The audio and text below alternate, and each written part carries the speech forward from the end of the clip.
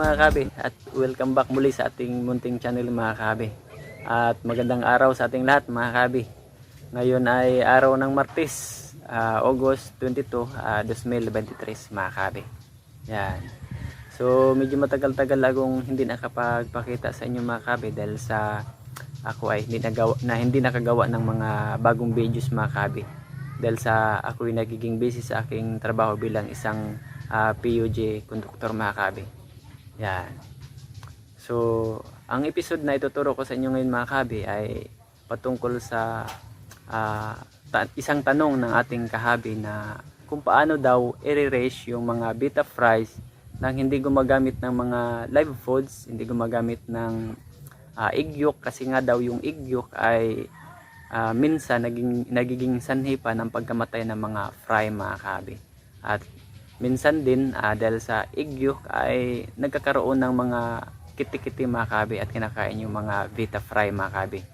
So ganun na ganun din yung una ko, yung baga nare-refresh ko yung baguhan lang talaga ako mga kabi. Ganun din ang nangyayari sa aking mga breeding mga kabi dahil nga binabahayan ng mga lamok mga kabi. Yan. So ngayon mga kabi, ituturo ko sa inyo yung aking DIY technique o sariling diskarte na ginagamit ko pa rin magpas hanggang ngayon mga kabi. Na ako ay hindi gumagamit ng egg yolk, hindi ako gumagamit ng live foods, kundi ang ginagamit ko ay parang pellets, parang kaori pa rin siya ng pellets mga kabi. Pero bago ang lahat mga kabi, bago natin umpisahan, shout out muna sa ating lahat mga kabi. Yan. At shout out din kay Sir Arnel Pitasulo ng Team Kahinapay. Shout out sa iyo Sir Arnel. Yan. Siya ay mahilig din sa bonsai mga kabi at iniimbitahan ko rin kayo mga kabi, lalo na particular sa atin ng mga bulanon. Yan. Ito ay sariling atin mga kabi. Yung kanyang Team Kahinapay mga kabi. Yan. So yung iba alam na ito yung Team Kahinapay ni Sir Arnel Bitasulo. Yan. So ang advocacy ng Team Kahinapay mga kabi, sila po ay tumutulong sa ating mga kababayan na mga mahirap mga kabi. At ang kanilang naging tema nitong mga nakaraan ay pinaglumaan nyo pangarap ko. Yan. So salamat sa sumusuporta din sa Team Kahinapay mga kabi. At kung kayo ay kabilang sa sumusuporta ng Team Kahinapay, salamat sa inyong lahat mga kabi. At kung halimbawa naman ay hindi pa kayo kabilang sa sumusuporta, pasuyo ako mga kabi. Suportahan natin yung Team Kahinapay. Yan.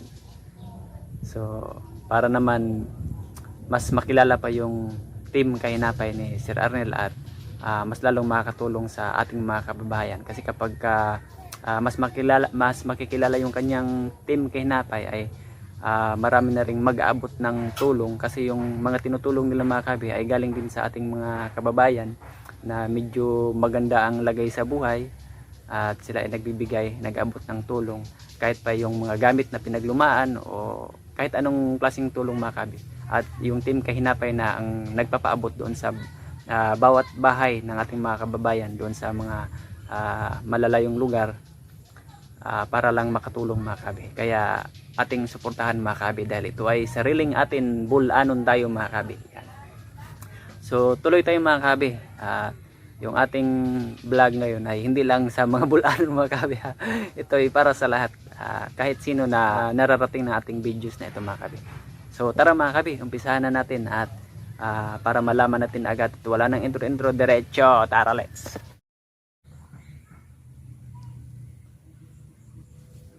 So narito yung ating mga beta fry mga kabi. Yan, sila ay 3 days old na mula sa pagka free swim mga kabi. Yan.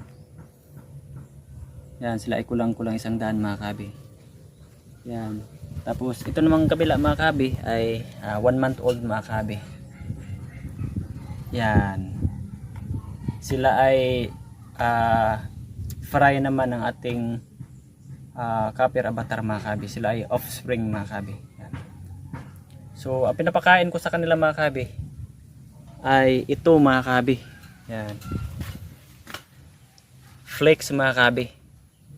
So hindi ako gumagamit ng fry booster mga kabi. Kapag hindi ako nagpapakain ng live foods, ang pinapakain ko sa kanila mga kabi ito ay flakes. Bakit flakes mga kabi? Kasi yung flakes kasi mga kabi ay matapang yung amoy. Sobrang tapang talaga ng amoy nito mga kabi. Pangalawa, yung flakes ay madaling tunawin mga kabi. So less mortality ng ating mga beta fry mga kabi. Kasi kapag yung fry booster mga kabi, yung mortality nun medyo mataas-taas kasi yung ating mga fry minsan hindi natutunawan mga kabi.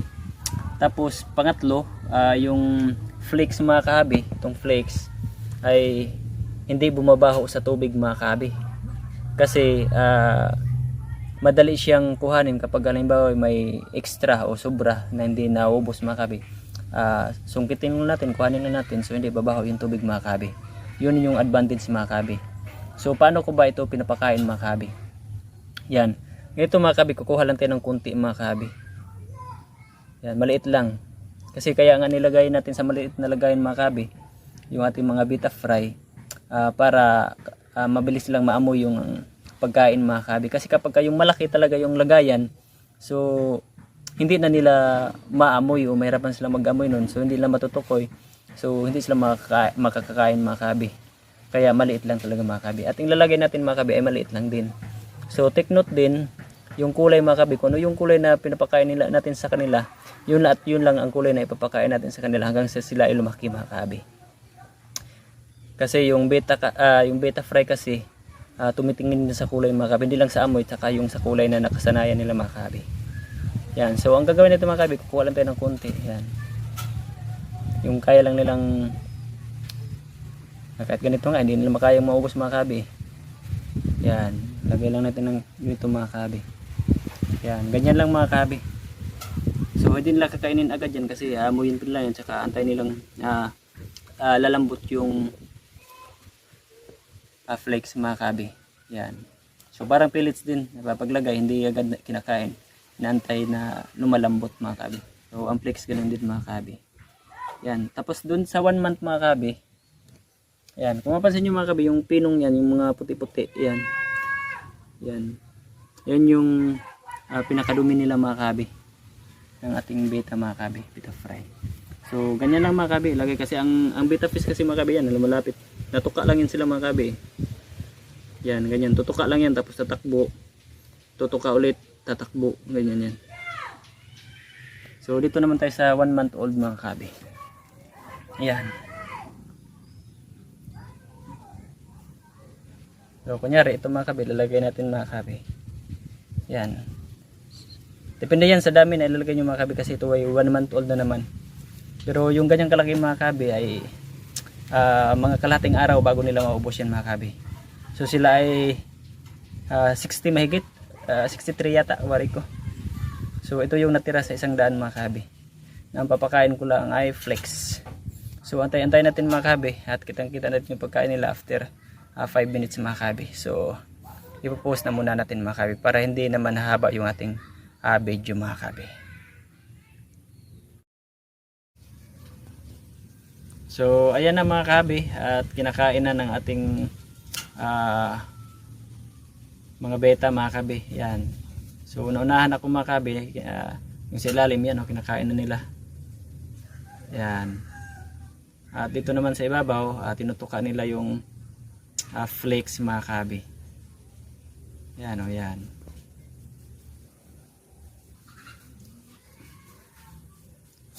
Yan.